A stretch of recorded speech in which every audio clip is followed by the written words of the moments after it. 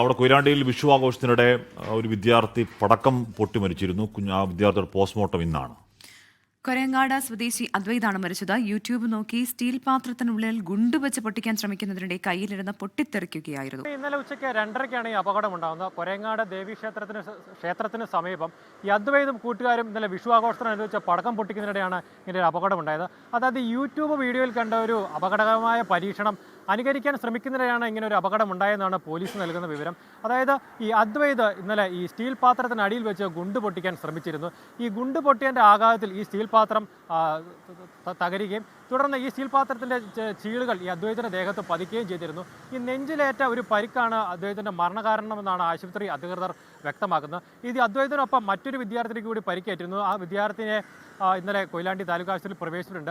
ഈ പരിക്കേറ്റ ഉടൻ തന്നെ അദ്വൈതൻ ഇന്നലെ കൊയിലാണ്ടി താലൂക്ക് ആശുപത്രിയിൽ എത്തിച്ചെങ്കിലും ജീവൻ രക്ഷിക്കാൻ കഴിഞ്ഞില്ല. ഈ അദ്വൈത് 10ാം ക്ലാസ് വിദ്യാർത്ഥിനിയായിരുന്നു. ഇത്തവണ 10ാം ക്ലാസ് SLC എഴുതിയതിനു ശേഷം ഫലത്തിനായി കാത്തിരിക്കുന്ന ഒരു വിദ്യാർത്ഥി കൂടിയായിരുന്നു. ഏതായാലും ഈ അദ്വൈതിൻ്റെ മൃതദേഹം ഇപ്പോൾ പോസ്റ്റ്മോർട്ടം നടപടികൾക്കായി കോഴിക്കോട് മെഡിക്കൽ കോളേജ് ആശുപത്രിയിൽ എത്തിച്ചിട്ടുണ്ട്. ഇന്ന് ഉച്ചയ്ക്ക് 12 മണിയോടുകൂടി പോസ്റ്റ്മോർട്ടം നടപടികൾ പൂർത്തിയാക്കിയ ശേഷം മൃതദേഹം വീട്ടുകാർക്ക് വിട്ടു നൽകും. ഏതായാലും ഈ യൂട്യൂബിൽ ഇത്തരം ഈ അപകടകരമായ ഓരോ വീഡിയോസും കണ്ടതിന് ശേഷം ഈ അനുകരിക്കാൻ ശ്രമിക്കുന്നത് എത്രമാത്രം അപകടം വിളിച്ചു വരുത്തും എന്നതിൻ്റെ ഒരു ഉത്തമ ഉദാഹരണമാണ് ഇന്നലെ കൊയിലാണ്ടിയിൽ